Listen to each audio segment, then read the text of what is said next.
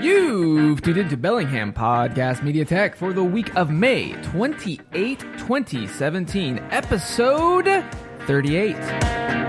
From the Sea to Ski City of Subdued Excitement, I'm AJ Barcet. And straight out of Whatcom County, I am Chris Powell. On this episode, last week, AJ and I made a challenge to track just how much we were using our phones.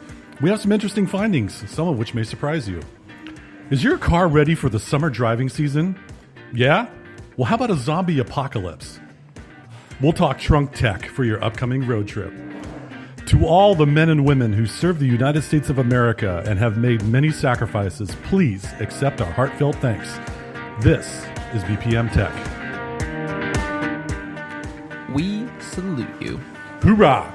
Thank you very much for all that y'all do that are tuning in and who aren't tuning in. Pass it along. How you doing, AJ? Doing good, Chris. Hey, where the heck are we? I haven't had to say that sentence in a long time. It's been a while. We've kind of had various areas, but we are back in the mothership. The mothership. The crow's nest, if you will. This is the upper room in Barkley Woods Coffee. Thank you very much. In 9226 Bellingham, Washington, with a wonderful overlooking view of Regal Cinema Stadium 16 IMAX, also known as the Barkley Monstrosity. I can't say that fast enough. Every time you see those red and yellow, you always had to say the Barkley Monstrosity. And the last time I said the Barkley Monstrosity, my good podcast partner, episode 14. Ouch. Is about wow. About 15 months ago, I would imagine, since we were last here. So It's good to come back on a reunion tour. Well, see, we did take a hiatus because, unlike right now, I see that you're drinking a tasty beverage. I'm drinking coffee. Yes! Chris is in the house! But guess what? It's decaf. Oh, come on. Don't tease me like that. All right, anyway, let's get to the big show. So the big show. We have listener voicemail. Voicemail. You've got voicemail. So yeah, let's go ahead and play the voicemail because it is a little bit of a lengthy one, and then we'll dive right in. Hi, Chris. Hi, AJ. My name's Ariana, and I have been a huge fan of your guys' show. I've been listening since the beginning, and I have a tech question. In one of your recent episodes, you talked about the number of apps you have on your phone. And so in the vein of minimalism, I was wondering if there is any sort of way to save my favorite apps that I just don't need to use on a daily basis. For instance, I have a number of traveling apps that I like to have for when I'm searching airline tickets or Airbnb places to stay, but I don't use them on a regular basis. But I don't want to forget about the apps that I've found that I really love, such as Viator and such. And when I delete them off of my phone, I don't know how I can find them again within the iOS App Store easily. Is there some way that I can heart them, star them, favorite them, or bundle them, and a way that I can just quickly re-download them at a time when I do want to begin researching a travel? Anyway, I know it was a long question. I hope you guys are having a great time and look forward to future episodes. Thanks. Bye. Groovy. All right. Thanks very much, Aria. Thanks for chiming in, and a great question. So I'll go first on this one. I love the fact that with mobile phones, you can install, load, and delete apps that are either free or paid at will. You don't have to keep them on or risk having to buy them again. So for those apps that you are going to need for going on a trip, consider this. You've got a built-in Notes app on your phone, and if you have an Android phone, you've got Google Keep, which is another free app. Why don't you create a note that says My Travel Apps and list the ones that you want for that have worked for you. That way, when the time comes and you want to go on that trip, you got your checklist. I think that's probably like the best one off the top of my head. As far as packaging apps, I'm not sure if there's one that I might have that really rings a bell. But how about you, AJ? What do you got? I might just add, like, maybe make a different note for different, like, app configurations, like playlist, right? You've got your summer traveling playlist, which has links to all the apps that you've already purchased, and you put it in that so that you can just tap on it and go to it. And then maybe you have another note that says I don't know, baby monitoring or something, and you have different apps there. The only other thing I might throw out is in iOS, I don't know about the Google Play version, but in iOS, if you go to your apps and you go up in the top right-hand corner, you'll notice that you have a wish list. Now, you can access that wish list and send any app in the iTunes store. It's meant for like putting together a wish list so that you can buy multiple apps, like, oh, it's a shopping cart type of a thing. You can totally use and abuse that and just basically take, maybe you have a handful of apps that you want to take off and then put back on later. Send them to your wish list. As long as they are purchased or you purchase them, they have to have a dollar amount. You can't send a free app to your wish list. That might be an easy way to kind of hot swap your apps on the fly. Yeah. So once again, thanks again for your voicemail, Ari, and we appreciate you being a faithful listener of BPM Tech. Woohoo! And also one other thing to consider, and this is kind of going off the deep end. I just recently created some content pertaining to traveling with your mobile phone. There is a rather complex concept that one may consider. When you are going abroad or you are traveling within the United States, your phone may be commandeered, sequestered. It can be. It can be, or grabbed by certain authorities. Should you not want unauthorized or unwanted individuals to get access to your data, consider this. On your iPhone, back up your phone to your iCloud account. On your Android phone, back up your phone's contents to your Google account. Then, brace yourself, factory reset your phone to take it back to default settings, and then only install the apps that you must have on your trip, such as your airlines app or a Yelp app or something like that along those lines. And then take your pictures, have fun. You don't have a whole lot of personal information or passwords or other things stored. When you get back from your trip, you install the online cloud solution to back up your photos. And you are backing up your photos, ladies and gentlemen, right? That's okay, good. Yes, we are, Chris. That's right. But once you have all of the trip-related memories backed up, factory reset your phone again, and then restore from backup, and then everything will come back exactly where you left it before you went through the security settings in the airport. Yeah, and that's we talked about that on our other travel edition of BPM. The other thing I might throw into that is by doing that, it kind of gets like. We have clutter. That's why this whole repeal and replace challenges have started going on our show. Is we have so much clutter on our phones. I've had lots of people where they go on the big trip, right, going to the Caribbean or something, and they have like 4 gigs on their iPhone or something because they have all these photos that they haven't backed up, or I really want to have this photo. Back it up, put it in your Dropbox, put it in your Google Drive, put it in your iCloud. You have all this storage, use it, and that way you have all 32 or all 64 gigs available to go Snapchat your face away. My name is Chris Powell, and I approve this message.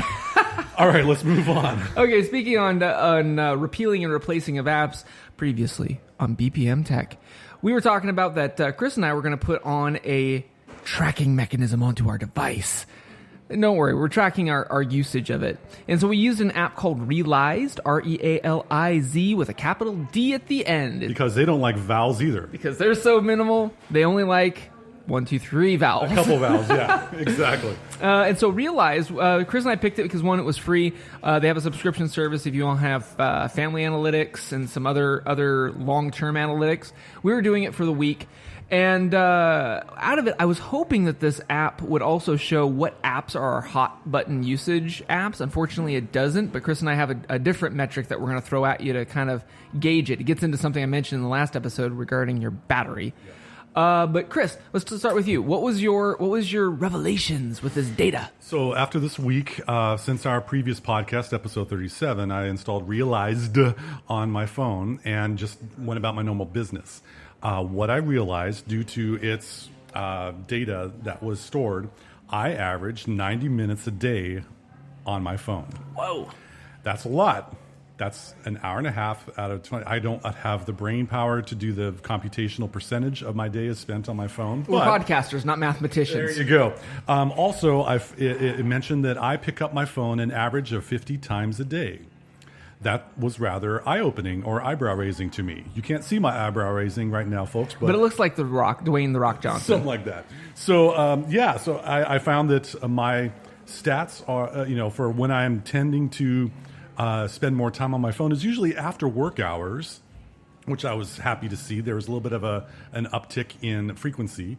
But also, I just found that to be rather interesting. So I don't know how I can decrease the amount of my usage other than deliberately cold turkey, put the phone away and out of mind. But that's where I'm at. How about you? Mine were a little bit lower. So my pickup average was 35 in a day. And I was getting 149 minutes of screen time. All right. Which goes along with my comment of, at the end of the day, like right now, I haven't charged my phone all day. I've been using it a lot more today than I have most days because I actually had the day off, which was kind of nice. I'm at 66% at recording of this show. It's one of those things where I have definitely adapted a lot of the ideology that you talk about, where it's like I have dedicated time to do my mail, or I have dedicated time that I'm going to do my social. In this case, I haven't put my social media back on my phone. Short of, I still have my Instagram. And it's been great because I don't get those annoying notifications. I don't have this, desire to, I'm bored. Let me check Facebook. I don't care. It's just kind of nice to be able to, I don't know, like you were talking about, consume media, read, as opposed to having an algorithm. Facebook is an algorithm. Whether you like it or not, Facebook is telling you what it thinks you want to know so that you can buy something. One of the things that I may be kind of on the less addicted end in the phone metrics. Yeah, I realized that often if I realized there it is. Good catch. There it is. I will watch YouTube on the Apple TV or Netflix on the Apple TV. Same here. I still have those apps on my phone, and sometimes if I want to binge watch a certain Marvel television episode that most recently came out, I'll use my phone just because I can watch it whenever I have time. Sure. And so therefore that would be more time used, more et cetera, et cetera. So that your mileage may vary depending on the week you may be encountering yourself in. And see, me, it's funny because I was expecting my stats to be higher, honestly, because I use my phone to control my entertainment center. So I have an Apple TV. I use AirPlay a lot. I have that sweet sound bar that we talked about a couple episodes back. Google, I cast Pandora to it. But what's nice about Google Cast, Chromecast. The Chromecast protocol is once you connect, your phone is only just the mechanism to connect one end to the other, your speaker to your Pandora account. Once you do that, you can close your phone, close the app. It doesn't matter because the sound bar is the thing that grabs the content. And so, really, I'm just using it as a remote control. But no, a lot of my content, I focus on the big screen. I do a lot of reading. I have a lot of reading, I should say, audiobook reading. I do that on my walk every day, going up to the office and such. It was interesting because, especially when we did our social media experiment, I haven't really put Twitter back on my phone. It's just kind of eye-opening that I really wish we would have done this one before we did the social media one. That's a good point. Because I think we've kind of primed ourselves. You and I have primed ourselves, and any other listener who's tried our challenges, be sure also you can tweet us. I do check the Twitter, even though I don't have it back on my phone, just because I'm lazy. I'll probably put it on after the end of the show. We have a hashtag BHAMPodcast. Give us a shout out. Chris, you're at MNMLTEK. He's so minimal, he has no vowels, ladies and gentlemen. Thank you very much. And I'm at AJ Barce. Be sure to tweet us and let us know how the challenges are going, what your revelations or what you have realized. Or if you have a challenge for us, you can ping us on Twitter, or if you want to give us a call on your mobile phone or landline phone, area code 201-731-8324. That's 201-731-TECH. Just like Ari, leave us a voicemail. We'd love to hear from you. And if you got a challenge for us, we may take you up on it. Right. Or in the immortal words of the philosopher Dwayne The Rock Johnson, bring it. Just bring it. All right, what's next? Well, what's next is if you're listening to Bellingham Podcast Media Tech, you might also be listening to us on KMRE 102.3 FM, Low Power Community Radio. I was jumping in on you on that one. Sorry, man. But we got it synchronized. It's good. I knew you were going to jump in on it. So anyway, outside of that, What else? You did the double dog dare of mobile. You did a factory reset. What's up, Chris? Well, after we recorded our episode, I wanted to get kind of like a clean slate, and and also I had a little bit of a foul up Google related with trying to access apps on my phone. So on your iPhone? On my iPhone, yes. Due to various nerdery, I was unable to install apps or sign into apps, and so I just said, all right, I'm starting over again. One of the so there's a book out there called The Life-Changing Magic of Tidying Up by Marie Kondo. It's a wonderful book that you pretty much can help you really eliminate a lot of clutter in your house. Well, I'm eliminating a lot of clutter on my phone, if there was any. And when you hit factory reset, you get this fresh, clean scent of a new mobile phone. It even has that new phone smell. With all of the software updates already there for you, which is great. So, and as you need an app, I found that once I needed an app, such as my email, such as Tweetbot, I didn't reinstall that, Slack for communications or other things, I just installed it at will. I didn't have it right there. And so I am down to 28 apps on my phone. That gets into our next challenge for this week. Yes. So continuing in the tradition of BPM Tech's Repeal and Replace challenges, Dun-dun. We're hitting on clutter. If you haven't figured out, we've been dropping that word a lot. And this comes into play for both Android and iOS. Yep. We feel like the what was that acronym you always use? FOMO? Fear of missing out.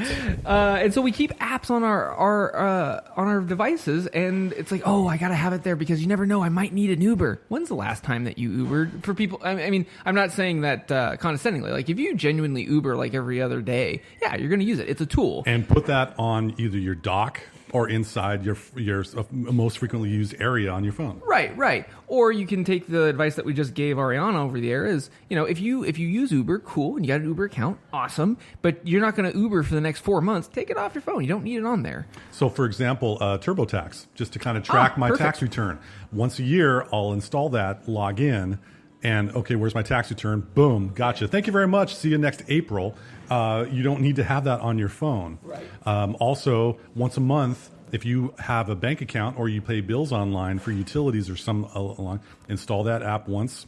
It helps with the clutter stuff. So our challenge for this upcoming week: go through your phone, and in iOS and Android, there's two different ways you can obviously do it. We're going to tailor this to iPhone users. If you push the home button and you go over to your settings, hopefully it's on your main screen, because if you're like me, I get to my settings a lot.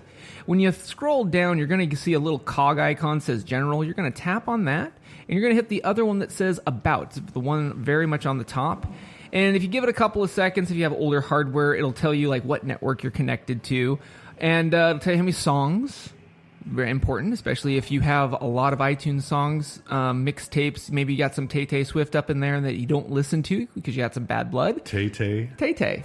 Hey, if it's good enough for The Rock, it's good enough for us. Continue.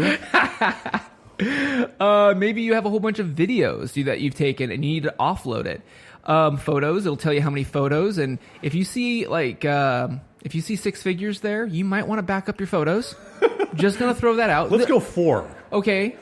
4. If you got 4 digits up in there, you might want to back up those photos. Applications. It's the 5th one down on iOS. It's going to tell you how many you've got. On mine, I've got 64 currently. And just take a look at those first 5 or 6 lines on your device. And in Android land, depending on which version of Android, just go into your settings and you'll find similar information. But take a look at that screen and ask yourself, if somebody jacked my phone, or if I dropped my phone, do I got a backup? So first and foremost of our challenge 1, back up your device. We don't care how, just do it.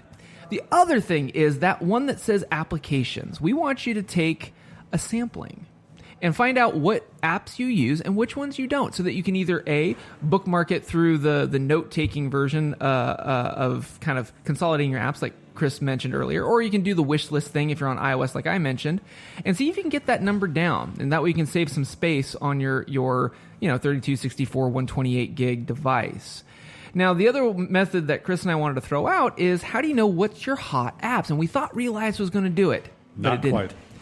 So, Chris, if somebody wanted to find out what is the hot app usage on iOS, how might they go about it? As you go into your settings app on your iDevice, you'll go into battery, which is your green little icon. And once you click on battery, there will be a list of applications if you scroll down that give you a percentage of where your time is spent or how much battery is being used by particular apps, whether it's one day or whether it's an entire week. And so for me, a lot of my stuff on my morning commute is either in Apple Music or Castro, which is the Pocket Cast, Overcast podcast app of the week.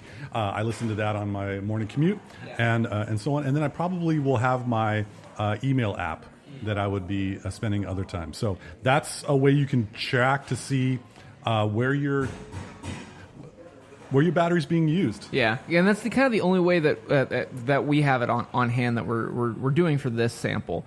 And what's nice about you doing it the battery methods, and sorry, Android folks, I know there's something similar in there, but we just don't have an Android device in front of us. What's nice on iOS is that, again, you can see the last 24 hours and also the last 7 days. So, for instance, I've got mine up, and on the air I'm going to say right now, in the last 7 days, 16% of my battery is dedicated to Pocket Casts, courtesy of Chris Powell getting me hooked on their app.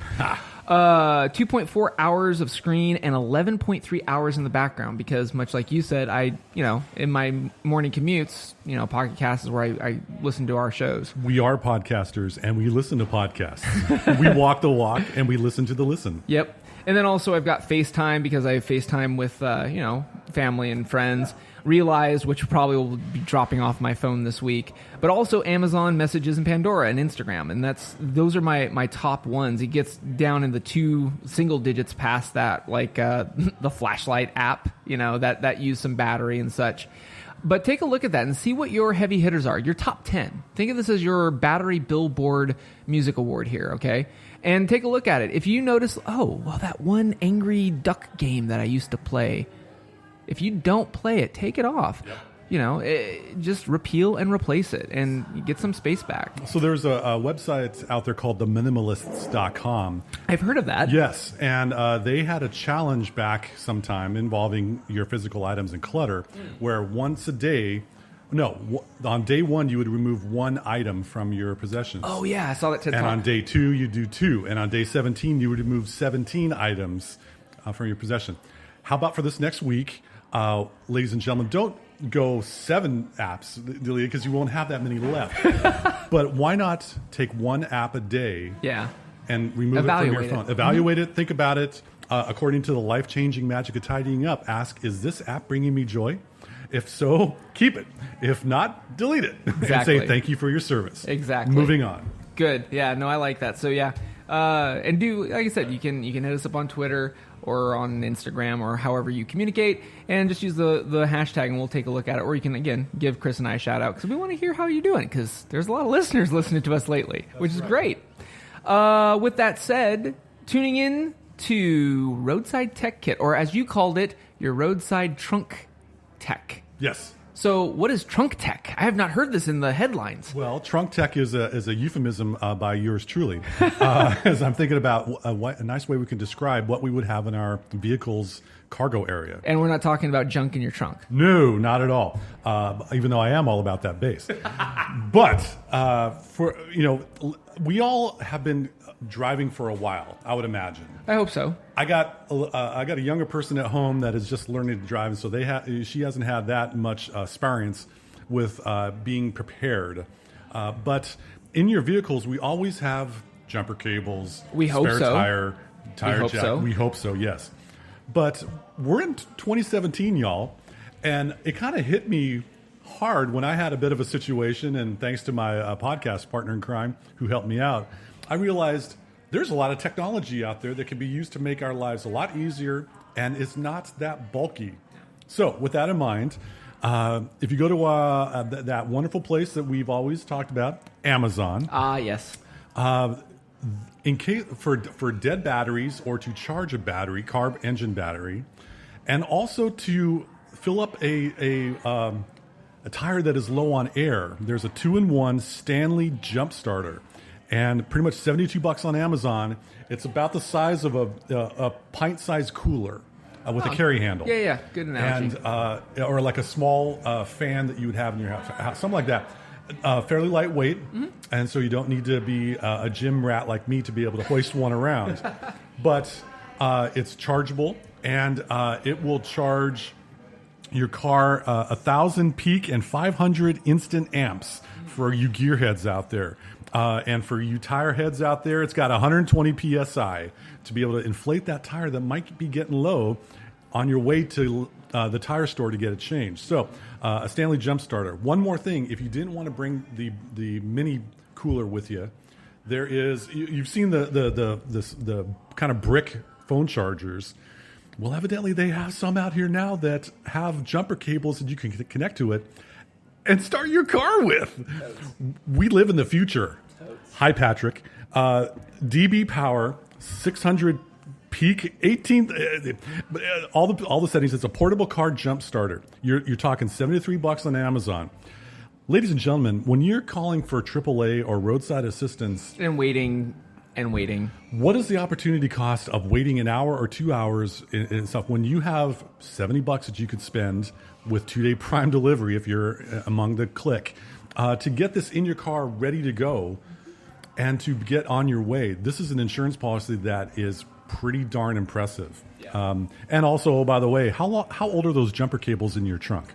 Yeah. Got those from your dad, right? Back in the day? And How'd you still you have know? them? Yes. So update those jumper cables, y'all. You got some really good high quality ones, about $18 on Amazon. Comes with a little a portable case so that you don't have the snaky cables all around your trunk getting in the way of the grocery bags. That's a great way to prepare yourself for any emergencies that might apply. Totes. I got something like the Stanley portable cooler, as you well know. Yes. And I don't have the Stanley brand. I have an off-brand, I believe, my mother-in-law got for me from Costco. And it's about the same price. It's got the little air compressor and stuff. The one thing I'll throw out about both the Stanley and the DB Power and any portable charger, it's just like a spare tire. It's only good if it's charged. Kind of like your spare tire. When you travel, please, pretty please, with sugar on top before you leave town on a long trip, check and make sure your spare's got air. That's a good point. Okay, same thing with these. Like, you have to try. I mean, when I jumped your car, I hadn't had that thing on the charger in months. I mean, these things are burly, but you don't want to have the. When was the last time I charged this thing back up? It's only good if it's got a charge. Yep. I got one more, and this isn't really for emergency. This is more for the comfort of your drive. Comfortability. And so, for the longest time, if you've tuned into previous episodes, I have a cassette player in my car, and I really don't have a in-car Bluetooth capability for my phone to listen to my music. The fundamental flaw with this beautiful cassette adapter, Bluetooth cassette adapter solution, is that you have to charge it. Oh, that's right. I get about 4 to 5 hours of use, just like a regular Bluetooth earpiece, before it just stops working, and I need to eject the cassette, plug it in with a micro USB cable overnight, and then I'm good to go. Yeah. So I looked around, and there is a new Laxi in-car Bluetooth FM transmitter radio adapter. So instead of going through your cassette, you're going through an FM station.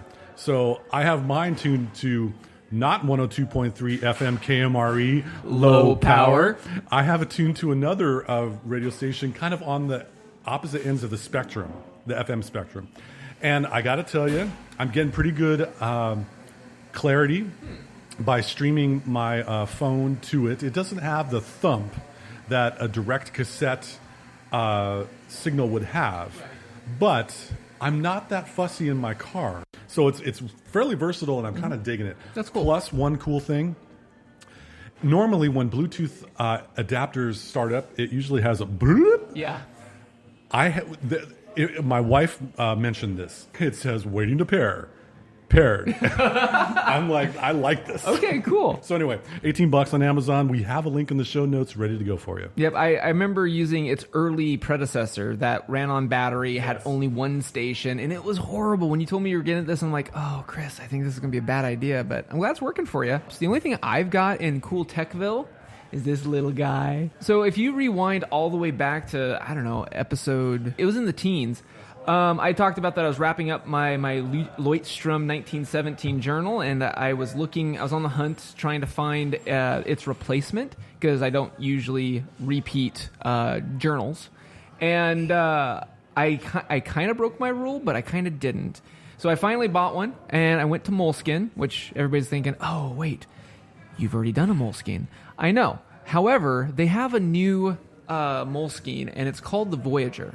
And it's cool because it's intended for people that are globetrotters. It's got some pages in the front for important contact info. It's got a GMT chart if you need to figure out what time zone you're in. It's got a paper ruler in case you need to measure something on the fly.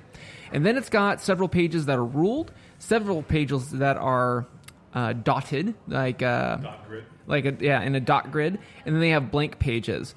And what's great about this, and it's going to be the cover of this episode of BPM, or if you go to bellinghampodcast.com, you'll see the size difference of this. It's much smaller than a traditional, quote, Moleskine. The black one's the big rubber band. It's also textured. It's linen covered, which is what I liked about the Shinola, because that was the one I was really looking at. Made in America, Shinola. Oh, yeah. But I kind of want to go smaller. With a wee one, I don't journal as much. I don't have enough time because I have octopus arms because I'm a dad. Yes.